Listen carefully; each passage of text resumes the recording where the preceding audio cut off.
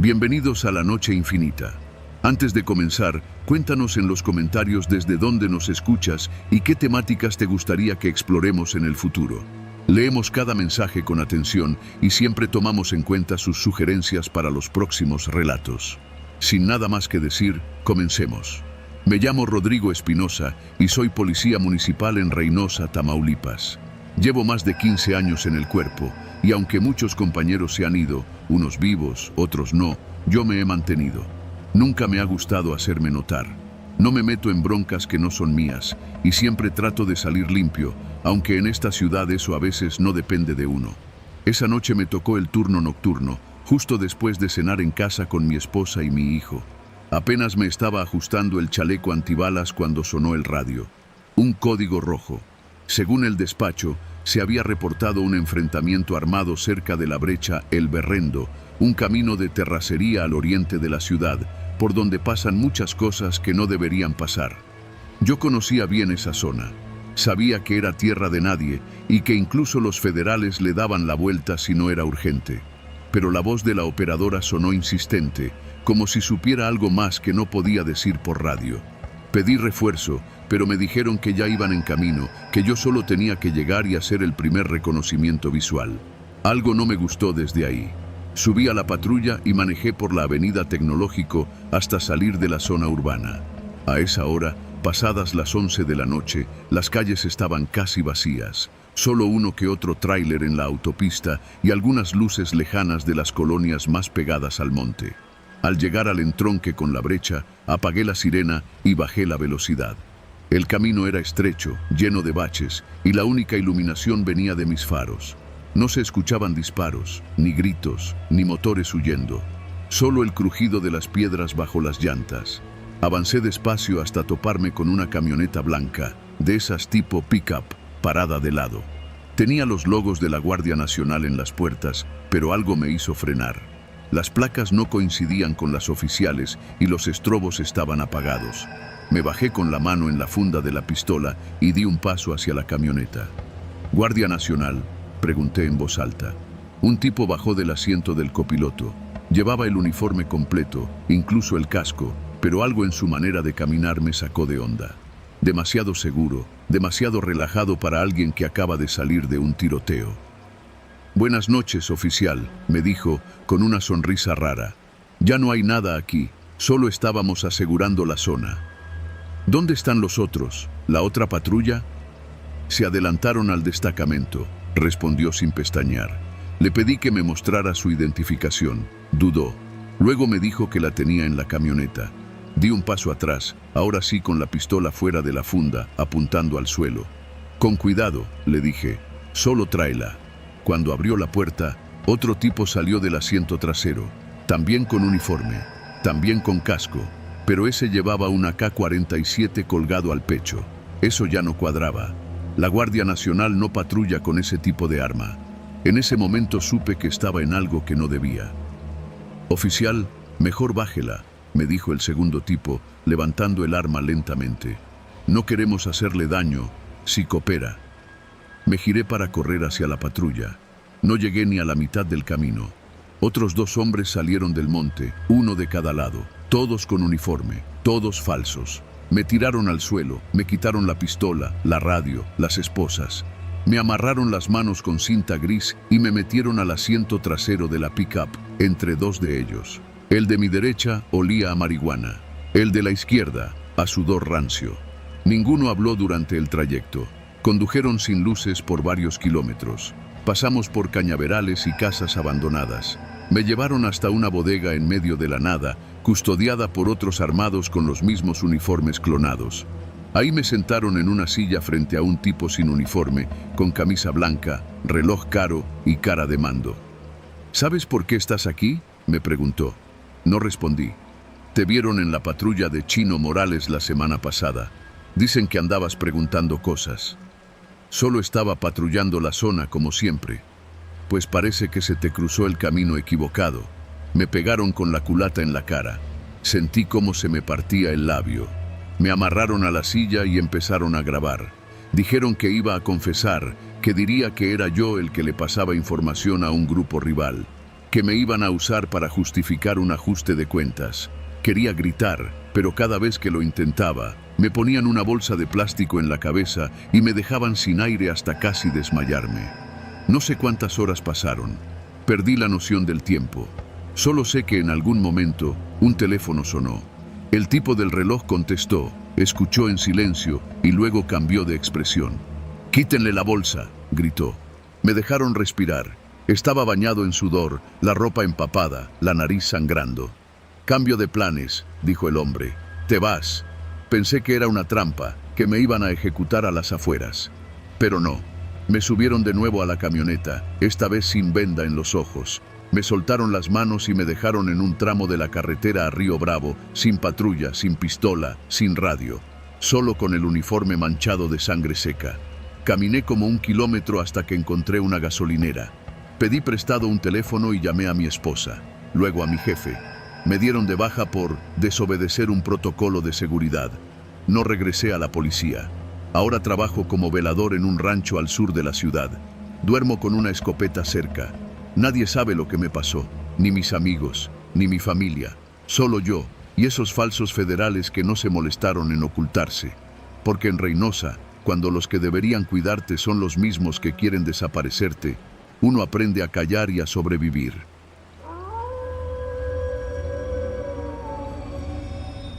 No éramos héroes, solo policías de campo, acostumbrados a las patrullas nocturnas, al calor pegajoso de la tierra caliente y al miedo que, aunque nadie lo admitiera, nos apretaba el estómago cada vez que entrábamos a ciertas zonas. Apatzingán no es para principiantes. Aquí la selva no es de árboles, es de rumores, traiciones y silencios largos. Esa noche nos tocó la ruta hacia el alcalde. Éramos 5. El comandante Rodríguez, los oficiales Gómez y Barragán, mi compa Luna y yo. Yo manejaba la patrulla. Salimos de la base poco después de las 20 horas. Como siempre, chequeamos radio, chalecos, cargadores, todo en orden. La carretera estaba callada, apenas salpicada por las luces lejanas de alguna troca perdida entre el monte. Íbamos con la frecuencia abierta, escuchando cualquier reporte. A esa hora, todo estaba tranquilo. Hasta que sonó el radio.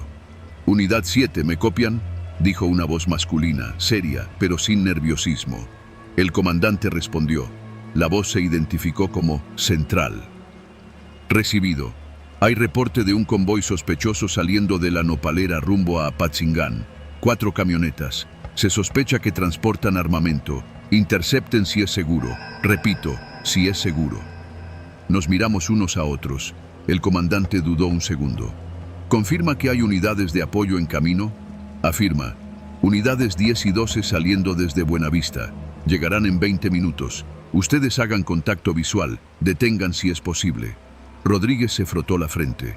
Nadie quería decirlo, pero algo no cuadraba. El código de voz era correcto, la frecuencia también. Pero había algo en el tono. Demasiado limpio, como de libreto. Demasiado tranquilo. «Nos dirigimos», dijo el comandante finalmente. Viré hacia una brecha polvosa que conectaba con el camino viejo a la nopalera. Luna iba en la torreta, escaneando el horizonte con los binoculares. Apenas pasaron 10 minutos cuando lo vimos. 4 camionetas pick-up, una tras otra. Luz tenue, ventanas oscuras, sin placas. Avanzaban lento, como quien quiere que lo vean pero sin escándalo. «Ahí están», dijo Luna por el intercomunicador. «Se dirigen hacia nosotros». Nos orillamos en la curva. El comandante levantó la mano desde la ventanilla, señal de alto. Las camionetas se detuvieron sin resistencia. El silencio era tan denso que hasta el zumbido de los insectos sonaba ajeno. Bajamos de la patrulla, armas listas. «Buenas noches, policía estatal. ¿A dónde se dirigen?», preguntó Rodríguez al conductor del primer vehículo. El tipo bajó el cristal. Morena clara, barba rala, ojos como de reptil. No respondió, solo sonrió. «¿Me permite su identificación?», insistió el comandante. El sujeto bajó de la camioneta con lentitud.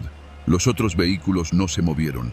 El tipo levantó las manos en señal de paz y dio un paso hacia nosotros. «Nomás tráeme una lámpara, oficial. No veo ni madres», dijo. Fue entonces cuando me di cuenta. Nadie más bajaba, nadie hablaba, solo ese cabrón con sonrisa de cementerio. Miré a Luna. Él ya estaba bajando de la torreta. Gómez y Barragán cubrían los costados. Todo se estaba saliendo del libreto. El comandante pidió respaldo por radio. Silencio. La frecuencia estaba muerta. Unidad 7, Central, ¿me recibe? Nada. «Esto es una trampa», gritó Luna. No hubo tiempo. Desde el monte estalló un trueno seco, una explosión, luego ráfagas. Nos estaban disparando desde los costados, desde el monte, desde atrás. No era una emboscada improvisada. Nos estaban esperando. Rodríguez cayó de inmediato. Luna corrió hacia él, lo arrastró tras la patrulla. Las balas repiqueteaban en el cofre. Vi a Gómez caer con una herida en el hombro. Barragán y yo devolvimos fuego. La oscuridad se llenó de luz roja, polvo y gritos. Los ocupantes del supuesto convoy no eran nada, solo cascarones vacíos. Cebo. Y nosotros, idiotas, mordimos el anzuelo. Pasaron minutos, horas tal vez. La balacera fue intensa, pero breve, como si solo quisieran retenernos ahí. Cuando por fin logramos retirarnos, heridos y arrastrando al comandante ya sin vida, volvimos a la base solo para encontrarla envuelta en humo. La comandancia había sido atacada durante el mismo periodo en que nosotros estábamos interceptando el convoy fantasma. Habían volado la torre de comunicaciones. Los radios estaban muertos desde hacía rato. Mataron a 2 oficiales en la entrada. Los demás se defendieron como pudieron, pero ya era tarde. Nos usaron de señuelo. Una distracción precisa. Cuando llegaron los refuerzos, solo quedaban escombros y cadáveres. Nunca supimos quién dio la orden falsa. La frecuencia era nuestra, la voz sonaba real. Pero no hubo rastro digital, ningún registro, como si no hubiera existido. A Luna lo ascendieron. A mí me mandaron a Morelia, oficina administrativa. No quise volver a Apatzingán, pero hay noches, sobre todo cuando escucho un radio viejo crepitar, en las que cierro los ojos y oigo de nuevo esa voz. Unidad 7, ¿me copian? Y todo regresa, como un mal sueño, como el convoy fantasma.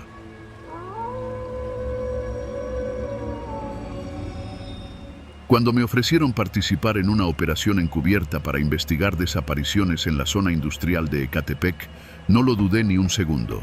Sabía que era arriesgado, pero también que podría ser la oportunidad de desmantelar algo grande.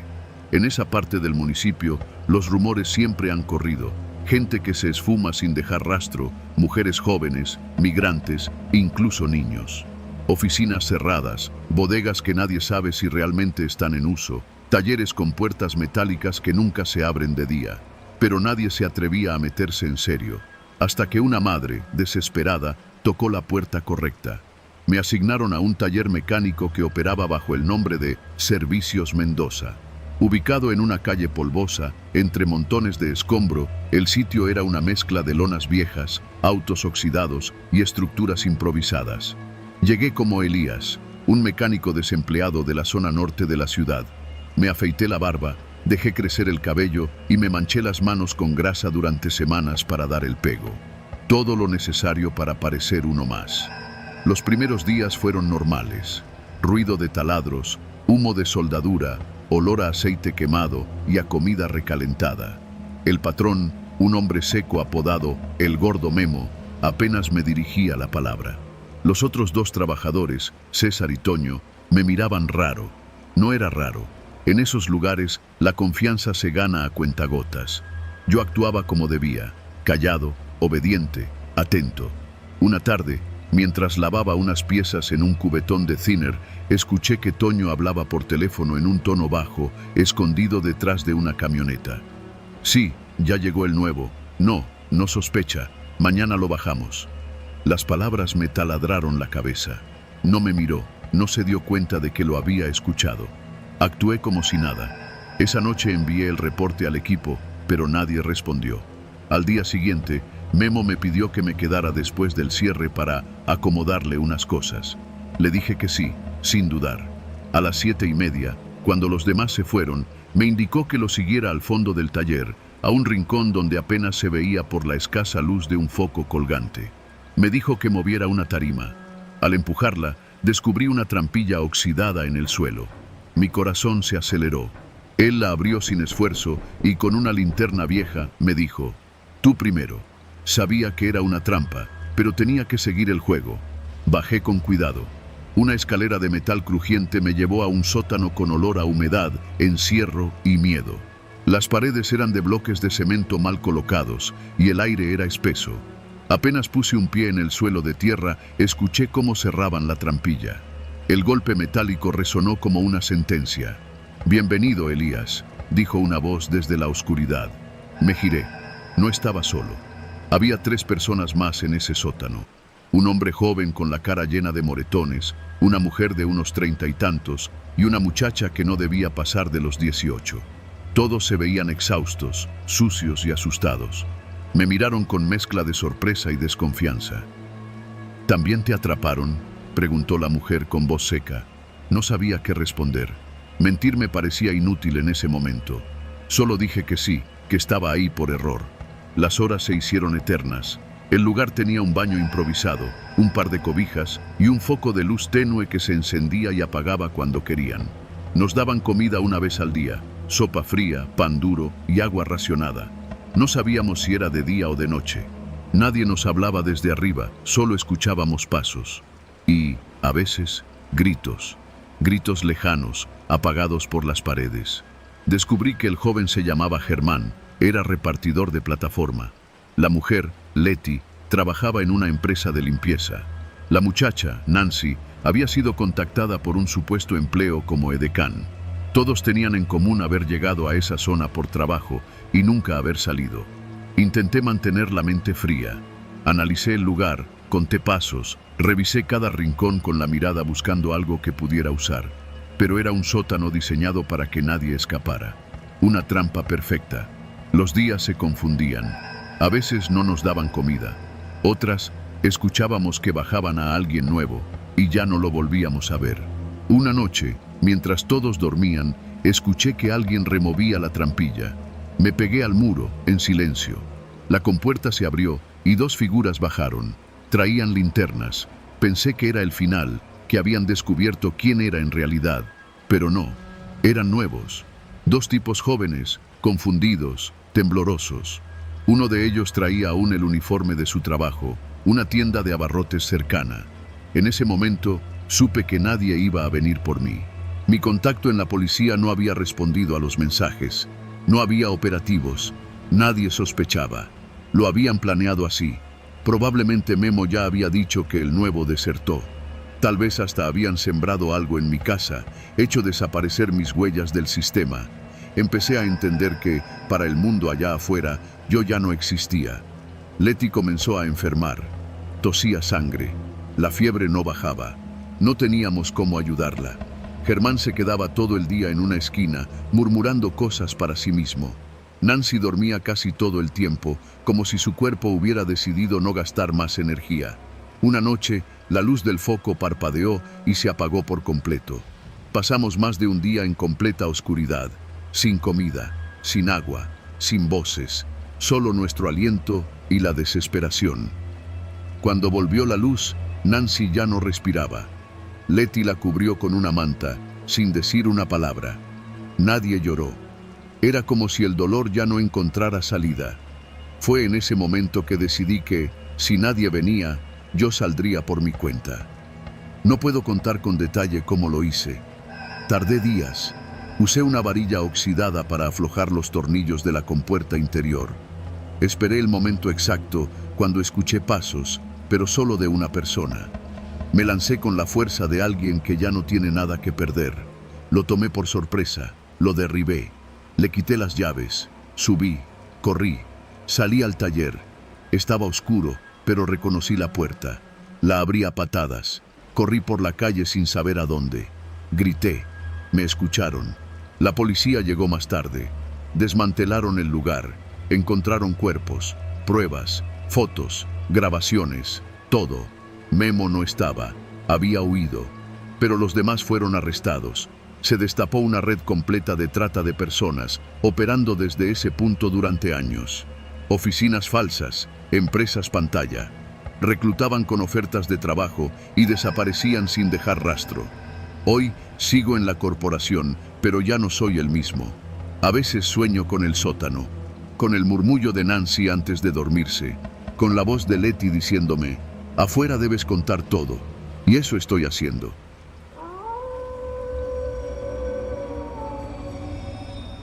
No sé si esto que voy a contar servirá de algo. Tal vez lo borren. Tal vez acabe siendo otro rumor más entre los que sobreviven en las banquetas de Iguala. Pero por si alguien encuentra estas palabras y aún cree que la verdad importa, quiero dejarlo por escrito. Me llamo Julián. Hasta hace poco era agente de tránsito municipal en Iguala, Guerrero.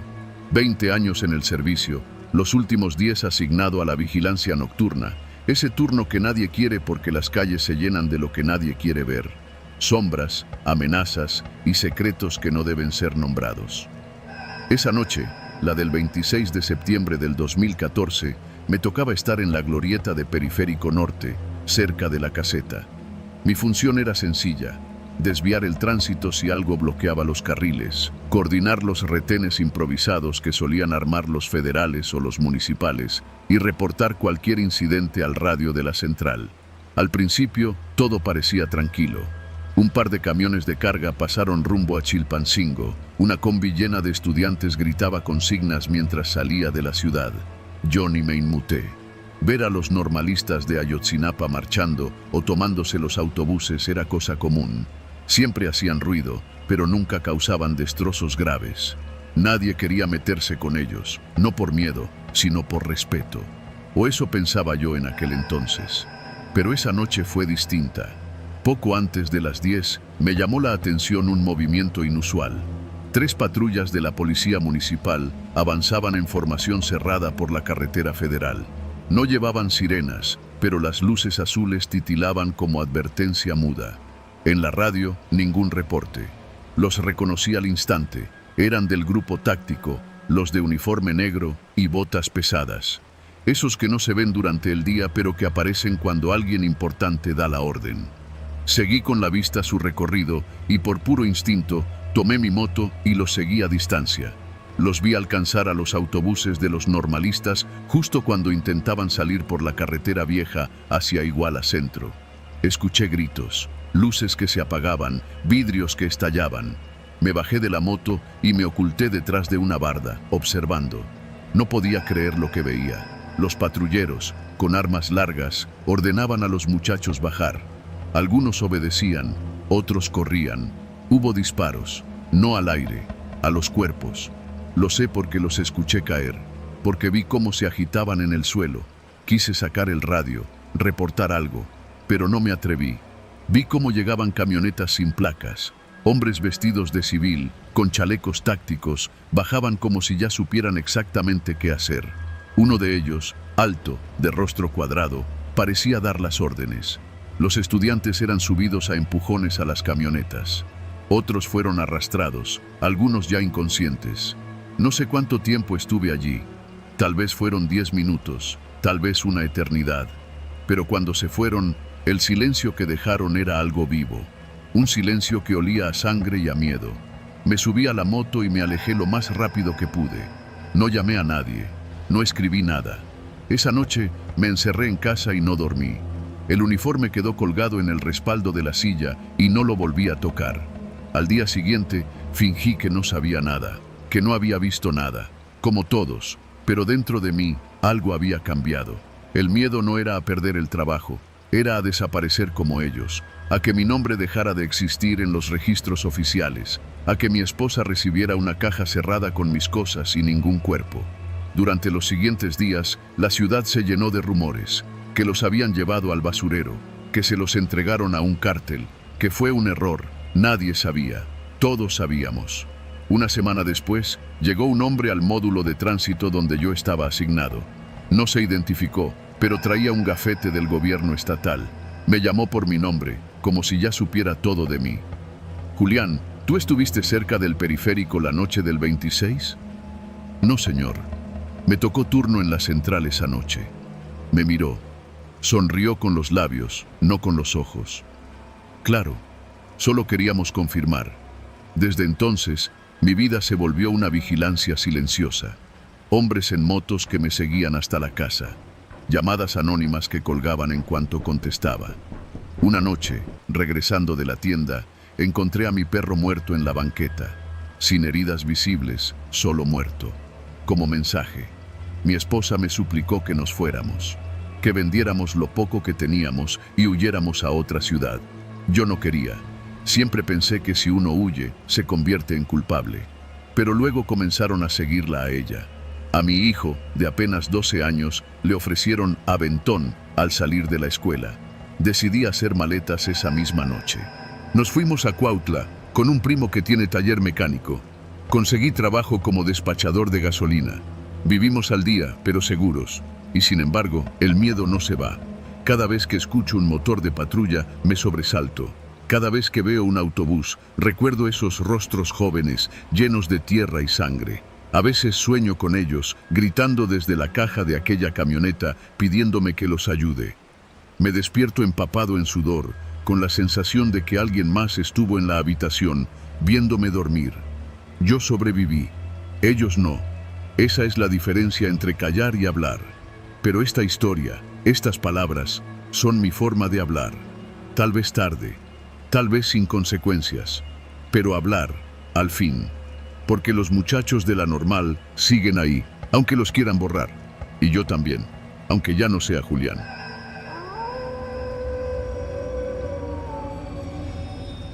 No se me olvida la noche del jueves, de esas que comienzan como cualquier otra, pero que terminan enterradas en la memoria como un tatuaje que uno no pidió.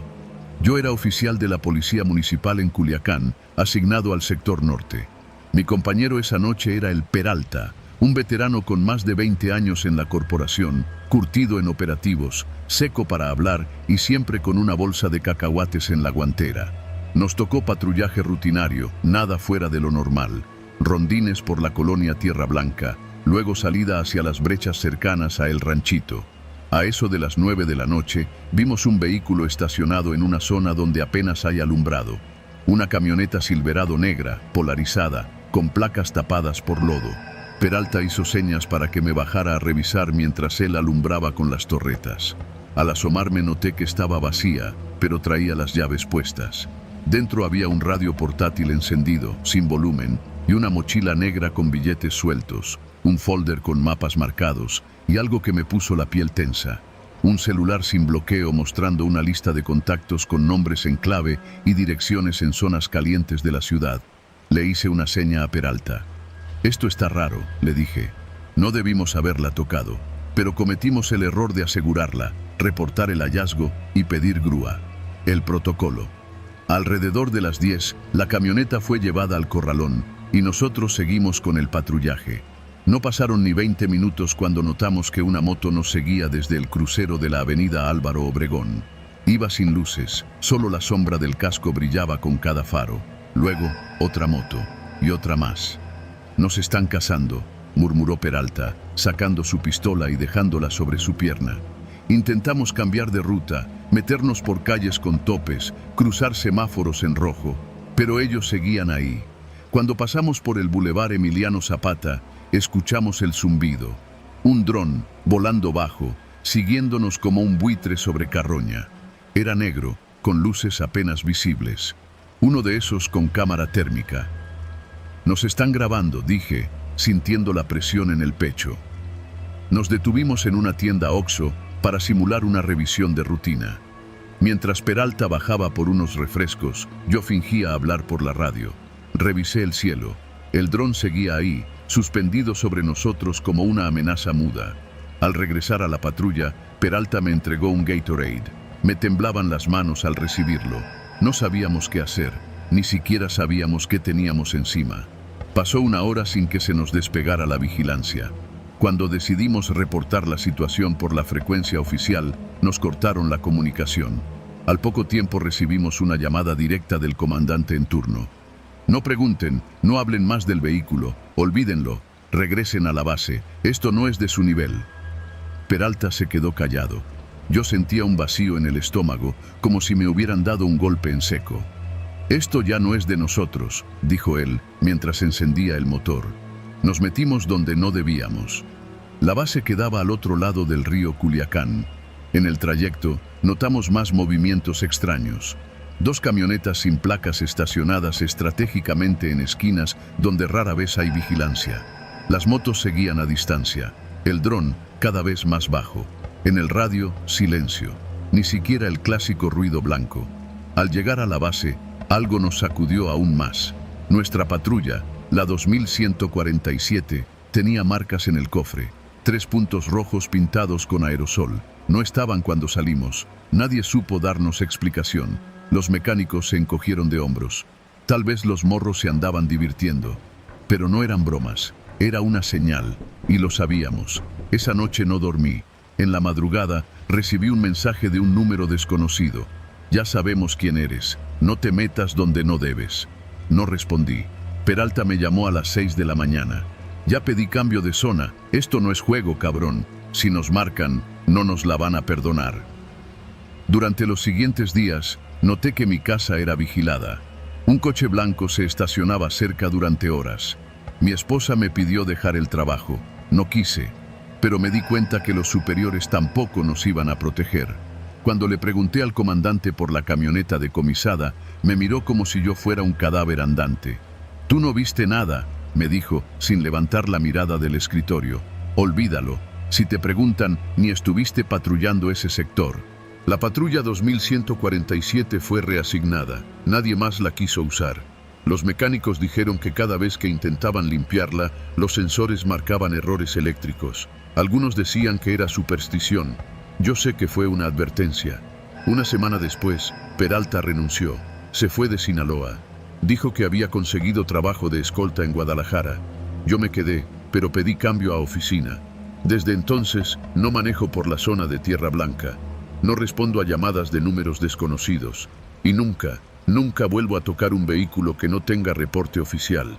Porque en Culiacán no hay peor miedo que no saber si el enemigo está afuera o adentro de tu propia patrulla.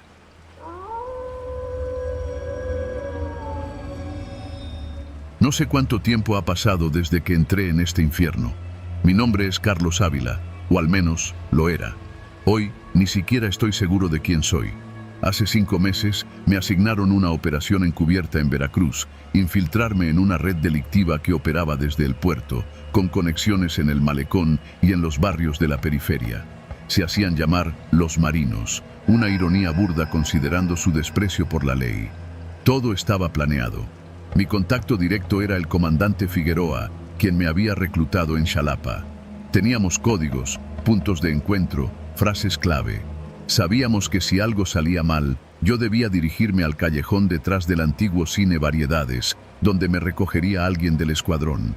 Así fue siempre, hasta que desaparecieron. El último mensaje de Figueroa llegó hace 2 semanas. Mañana hay movimiento en la bodega del kilómetro 7. No actúes solo.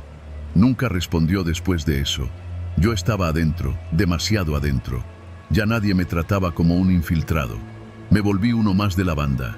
Me empezaron a llamar el Chilango porque vine del centro y ellos decían que mi acento me delataba. Me pusieron a cuidar embarques, a hacer entregas, a mover paquetes de lo que jamás me confirmaron que era. Sospechaba lo peor, pero ya no importaba. Hace 4 días decidí salirme. Tomé mi mochila, recogí mis identificaciones falsas, la tarjeta codificada que Figueroa me dio y fui al punto de escape. No había nadie. Esperé más de 1 hora. Nada. Mandé un mensaje por el canal seguro. Silencio. Volví a una vecindad donde me refugiaba, en la calle Francisco Canal, cerca del Mercado Hidalgo. Entré con la cabeza baja, saludando al don del portón. Me miró raro, como si no me reconociera. ¿Y tú quién eres? Carlos, el del cuarto 5. Llevo aquí meses. Me cerró la puerta sin responder. Subí como pude, pero la cerradura ya no reconocía mi llave.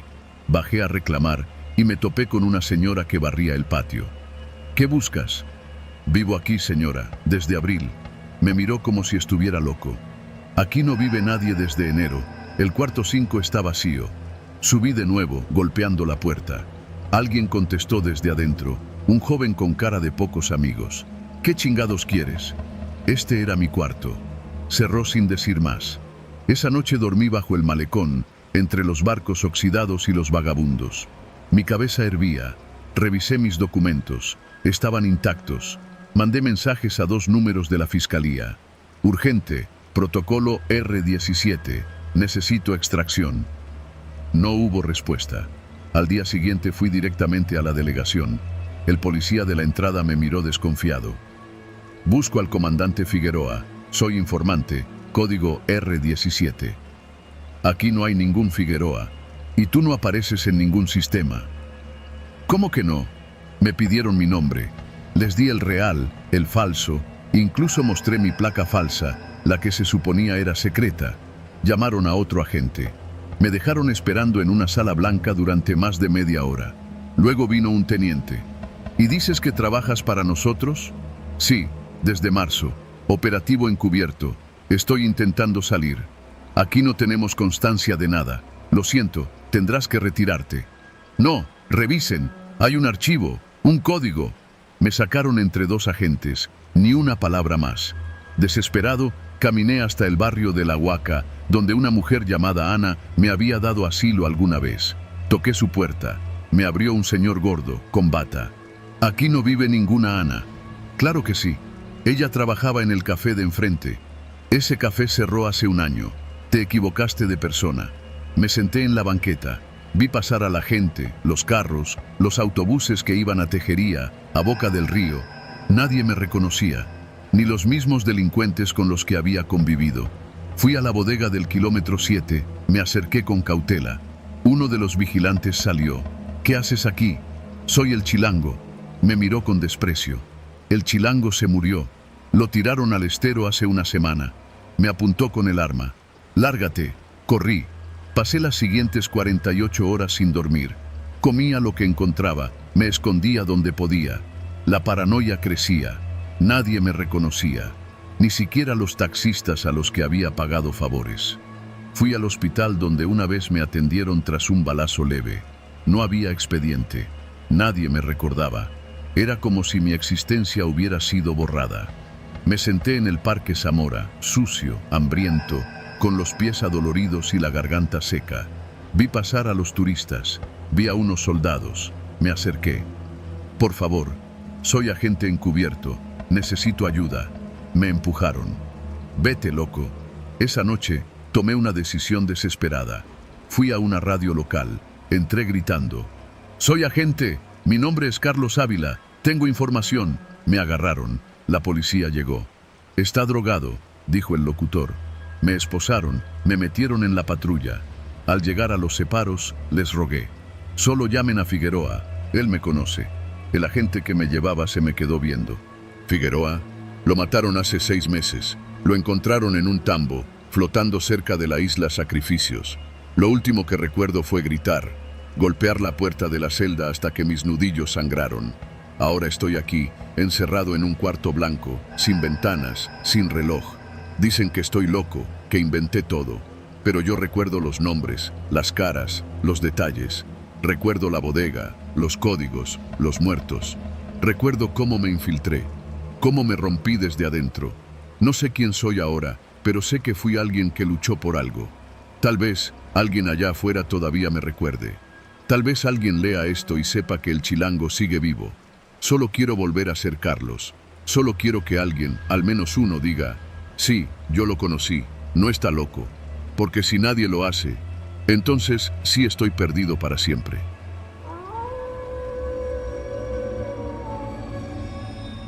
Nunca pensé que aquella noche terminaría así. Era un turno más, una patrulla nocturna en Fresnillo, Zacatecas. Yo era el copiloto. El oficial Gutiérrez manejaba, mientras el comandante Medina repasaba su libreta de notas. Eran cerca de las 2 de la madrugada y la ciudad dormía con esa tensión permanente que la envuelve desde hace años. Fresnillo, ese municipio olvidado por la calma, con calles que esconden más silencios que palabras, más gritos que cantos. La alerta entró en el radio como un zumbido. Código rojo en la colonia Emiliano Zapata. Reporte de robo a negocio, posible presencia armada. Se solicita verificación inmediata. No era raro, pero el tono tenía algo que nos erizó la piel. Gutiérrez apagó la música y el comandante nos dio la orden con voz seca. Vamos, pero atentos, esto no es cualquier reporte. Al llegar, la calle estaba extrañamente en calma. Ni un perro ladrando, ni luces encendidas. Era un tramo de locales humildes, todos con cortinas metálicas bajadas. El Oxxo estaba a medio cerrar, con una de las cortinas a la mitad y una luz interior parpadeando. Medina bajó primero. Gutiérrez y yo salimos detrás. ¿Qué es eso?, pregunté, señalando hacia el sur. Desde una de las esquinas, como salidos de una película de guerra, empezaron a aparecer vehículos.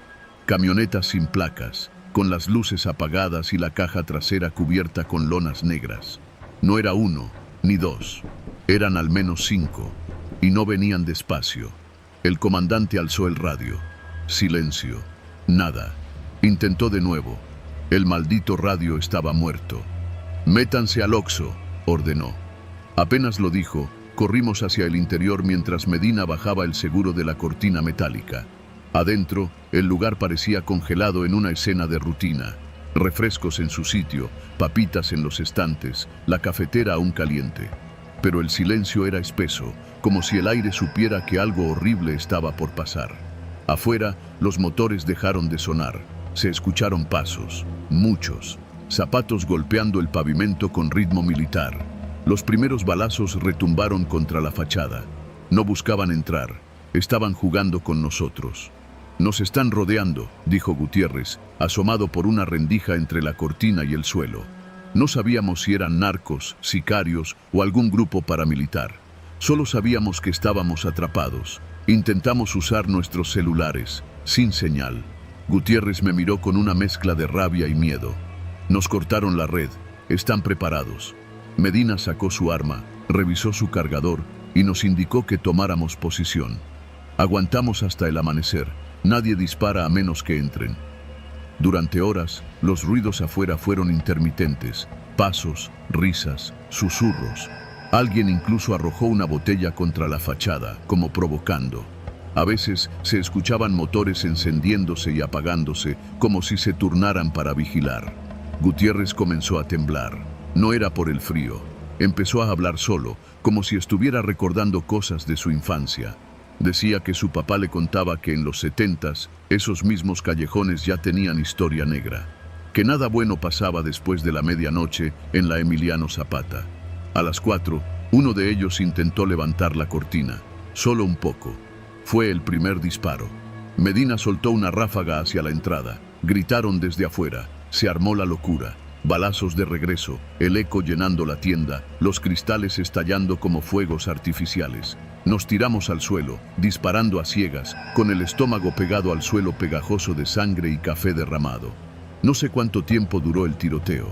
Cuando terminó, había silencio otra vez, un silencio de muerte. «Uno está herido, los demás se replegaron», dijo Medina, mirando por una rendija. Tenía sangre en el brazo, pero no era suya. «Van a volver», respondí.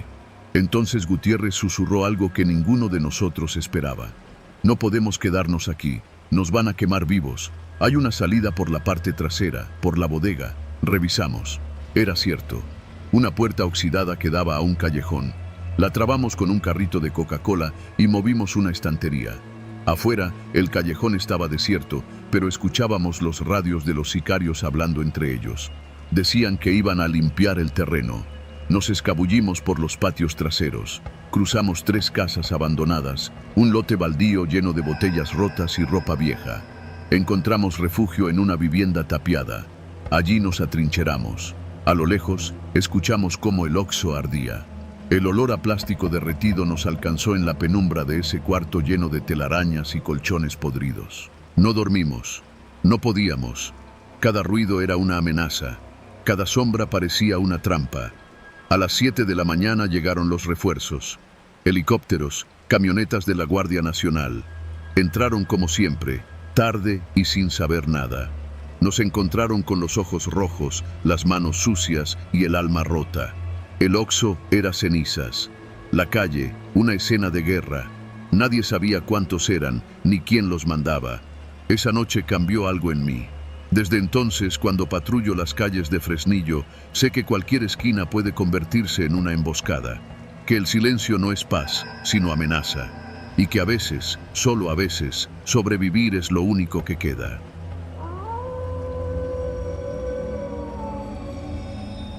Me llamo César Juárez y soy policía de investigación en Tijuana desde hace casi 20 años. He visto de todo: ejecuciones a plena luz del día, levantones frente a la familia, narcomensajes colgados en puentes peatonales. Pero lo que encontré en la colonia Las Torres me quitó el sueño por mucho tiempo.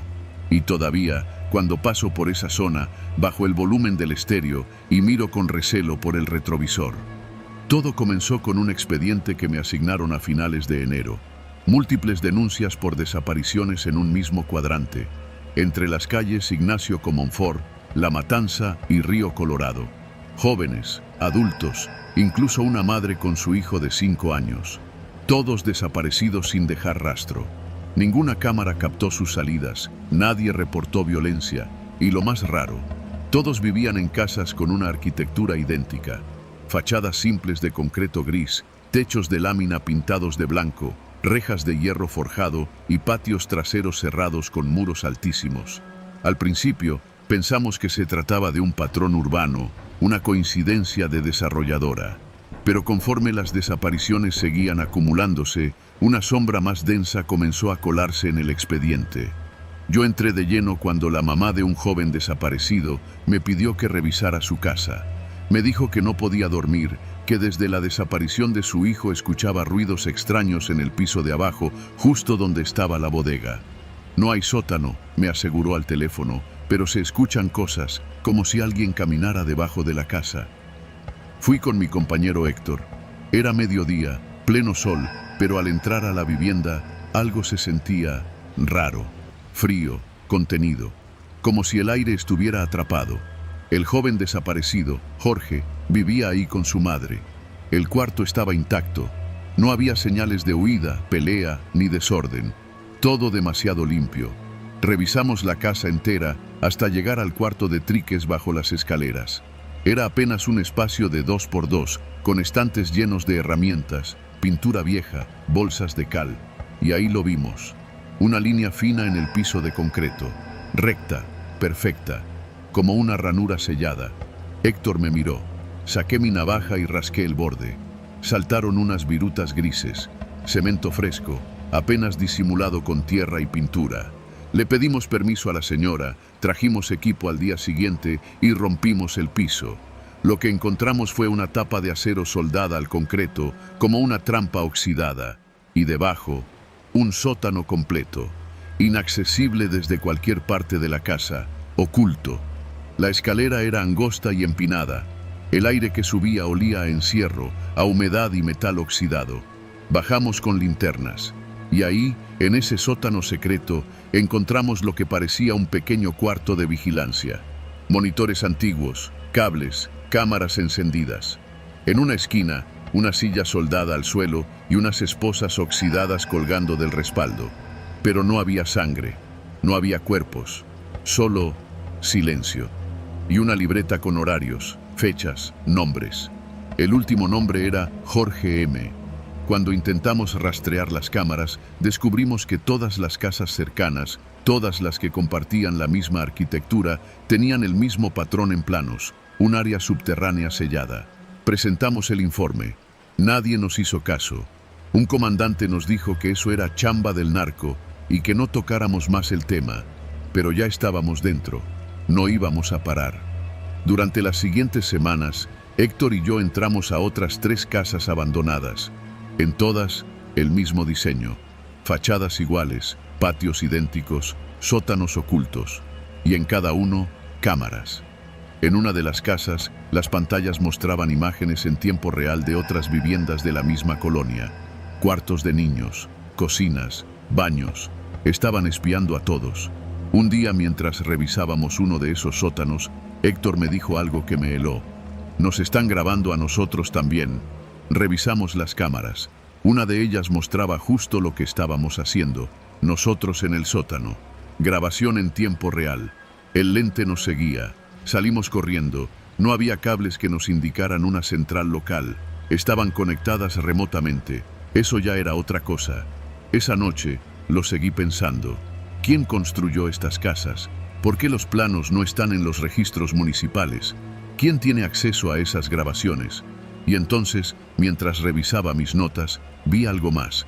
Las casas estaban construidas por la misma inmobiliaria. Grupo La Esquina. una constructora pequeña que apareció en Tijuana entre los años 2009 y 2012. Y luego, nada. Cerraron oficinas, desaparecieron socios. Ninguna demanda, ningún escándalo. Se esfumaron. Pedí una orden para intervenir otras viviendas. Me la negaron. Me dijeron que el expediente se iba a cerrar, que no había indicios de delito. Pero esa semana desapareció Héctor.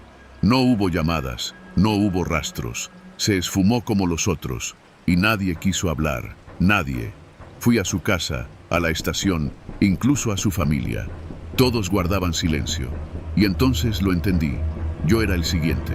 Regresé solo a la colonia, casa por casa. Una noche entré a la última que tenía pendiente. La encontré abierta. El interior estaba limpio, como si nadie hubiera vivido ahí jamás. Bajé al sótano. Era igual a los otros. Pero esta vez encontré algo más.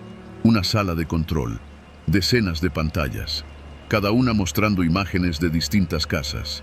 Algunas de ellas reconocí como viviendas donde ya habían ocurrido desapariciones. En otras vi gente viva, en ese momento, comiendo, viendo televisión, durmiendo. Y en una pantalla me vi a mí. Ahí estaba, en ese mismo instante, viendo las pantallas. La cámara estaba en una esquina. Me giré de inmediato. No había lente visible, solo concreto. Pero ahí estaba la imagen. Me salí de la casa como pude. Dejé la camioneta unas cuadras más lejos. Tomé un taxi, me quité el gafete, guardé mi placa. Desde entonces no he vuelto a patrullar. Sé que no me han matado porque aún quieren ver qué hago, porque quieren que sepa que me están mirando. Las casas siguen ahí. Algunas ya están vendidas. La gente sigue entrando, pero no todos salen. Y lo más jodido es que nadie quiere hacer nada. Ni la policía, ni la prensa, ni los vecinos. Todos fingen que no pasa nada. Porque tal vez todos están siendo grabados, porque tal vez todos tenemos una cámara en casa, justo ahora. Yo me fui de Tijuana hace 6 meses, vivo en Ensenada, no tengo televisión, no tengo internet, y cada noche, antes de dormir, reviso cada rincón de mi cuarto, porque no hay día que no imagine que allá, en las torres, una de esas cámaras aún me está mirando.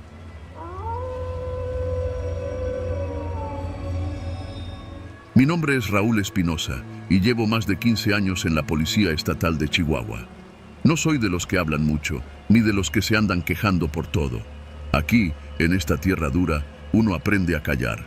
Pero hay cosas que no se pueden tragar. Y aunque me cueste el alma, esta historia tiene que contarse. Todo comenzó hace casi un año, cuando se intensificaron los operativos nocturnos en la periferia de la ciudad. Había rumores de levantones, de cuerpos sin identificar apareciendo cerca del canal o en terrenos baldíos al sur de la ciudad. Nos decían que era cosa del narco, que nosotros no teníamos vela en ese entierro. Pero lo que no decían era que algunos de esos levantados no tenían antecedentes, ni enemigos, ni siquiera una multa de tránsito. Una madrugada de febrero, después de un operativo de rutina en la colonia Riberas del Sacramento, regresé a la comandancia central. Mientras revisaba los reportes del día, noté algo raro en las bitácoras electrónicas. Había entradas de unidades oficiales en zonas que supuestamente estaban fuera de patrullaje. No una vez, sino repetidamente. Lo curioso es que siempre eran las mismas unidades, y una de ellas estaba asignada a mi hermano, Iván. Iván y yo crecimos en la colonia Dale, entre calles polvorientas y techos de lámina. Él siempre fue más impulsivo, más duro. Yo, el mayor, más reservado. Entramos juntos a la academia, pero él subió más rápido. Lo querían por su eficiencia. Nunca preguntaba por qué, solo cumplía. Lo enfrenté al día siguiente, fuera de servicio, en casa de mi madre. Mientras ella preparaba tortillas en el patio, le pregunté, sin rodeos, ¿qué andas haciendo en las madrugadas por la vialidad Sacramento? Esa zona no está en tu cuadrante. Iván apenas levantó la vista del plato. Trabajo. Lo que tú también deberías estar haciendo, en lugar de husmear donde no te llaman. Su respuesta fue seca, casi con desprecio. Pero lo vi, esa chispa en sus ojos. No era molestia, era advertencia. Durante semanas no dije nada. Seguí con mis turnos, con los retenes, con los reportes. Pero cada vez que llegaban rumores de un desaparecido más, mi estómago se cerraba. porque en la mayoría de los casos había registros de actividad policial en zonas cercanas y siempre con las mismas unidades. Decidí seguirlos, no como policía, sino como hermano que necesita saber la verdad. Una noche de abril me tomé un día de descanso. Pedí un coche viejo al primo de mi esposa, sin placas, con los vidrios polarizados. Me estacioné cerca del Libramiento Oriente, donde habían aparecido cuerpos la semana anterior. Esperé. A eso de las 3 de la mañana, vi pasar la unidad 3415. Era la de Iván. La seguí hasta un terreno en la salida a Aldama. No bajaron las luces, solo se abrió la puerta trasera y sacaron a un hombre esposado. Entre 4 lo llevaron a un tráiler abandonado. Apagué el motor, me temblaban las manos. Uno de los que iban con Iván era el comandante Vela, su superior. Sabía que no debía estar ahí, que si me descubrían, me enterraban con el siguiente ejecutado. Grabé lo poco que pude con el celular, solo sombras, movimientos rápidos y gritos lejanos que se apagaban con el viento del desierto. No dormí esa noche. Las semanas siguientes fueron un infierno. Empecé a recibir llamadas sin número, silencio del otro lado, mensajes en el parabrisas. Cuida a tu familia. Mi esposa, Lilia, notó mi nerviosismo, pero le mentí. Problemas del trabajo, le dije. No podía meterla en esto. Busqué ayuda interna. Fui con el capitán González, un viejo compañero de confianza. Le mostré el video. Lo vio sin decir una palabra, luego me pidió que lo borrara. Esto es más grande que tú, Raúl. Más grande que todos nosotros, dijo mientras me devolvía el teléfono. Esa noche, cuando llegué a casa, Iván me esperaba en la sala. No sé cómo supo, solo estaba ahí, con una cerveza en la mano y los ojos llenos de rabia. ¿Qué haces, carnal? ¿Qué crees que vas a lograr?, me dijo, sin alzar la voz, pero con una furia que nunca le había visto. No pude contestar, solo lo miré. Él se acercó, puso la mano en mi hombro. Tú no entiendes, Raúl, esto es necesario. Es por el bien de todos. Si no lo hacemos nosotros, ¿quién? El sistema está podrido. Nosotros limpiamos donde la ley no llega. Me quedé helado. Él de verdad creía en lo que hacía. No era por dinero ni por miedo. Era convicción. Mi propio hermano era parte de un escuadrón de la muerte. ¿Y los inocentes? ¿Los que no tenían nada que ver?, le pregunté, con voz apenas audible. Daños colaterales, respondió, como si hablara de estadísticas. Pensé en mi madre, en cómo le brillaban los ojos cada vez que hablaba de sus hijos policías. Pensé en mi hijo, que jugaba con una patrullita de juguete, diciendo que quería ser como su tío Iván. Y me di cuenta de que si me quedaba callado, era cómplice. Pero si hablaba, perdía todo.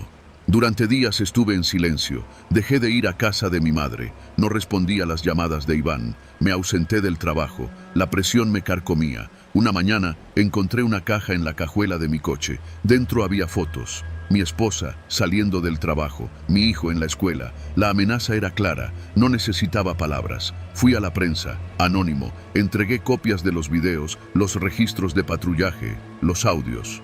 Todo. Me aseguré de no dejar huella. Los medios lo publicaron días después, con titulares que sacudieron todo Chihuahua. Policías estatales involucrados en ejecuciones extrajudiciales. La unidad 3415 desapareció. También Iván. No volvió a casa. No contestó el teléfono. Mi madre me llamó llorando. ¿Lo has visto, mijo? Tu hermano no aparece. Le mentí. Quizá está en operativo, jefita. No pude decirle la verdad. A las 2 semanas me citaron en la comandancia. Pensé que era mi final, pero solo me entregaron una notificación. Cambio de adscripción, reasignado a oficina administrativa. Sin explicación. Desde entonces estoy encerrado en un escritorio. Nadie me habla, nadie me mira. Pero cada día salgo del trabajo con el miedo de que una camioneta sin placas me siga hasta mi casa. Cada noche reviso las cerraduras 3 veces. Y cada vez que mi hijo dice que quiere ser policía, cambio de tema. Iván nunca apareció, ni muerto ni vivo. Solo se esfumó, como tantos otros en esta ciudad. Pero yo sí sigo aquí. Y aunque nadie me crea, aunque todos prefieran cerrar los ojos, yo sé lo que vi, sé lo que hicieron. Y sobre todo, sé que el silencio entre hermanos puede ser más letal que cualquier bala.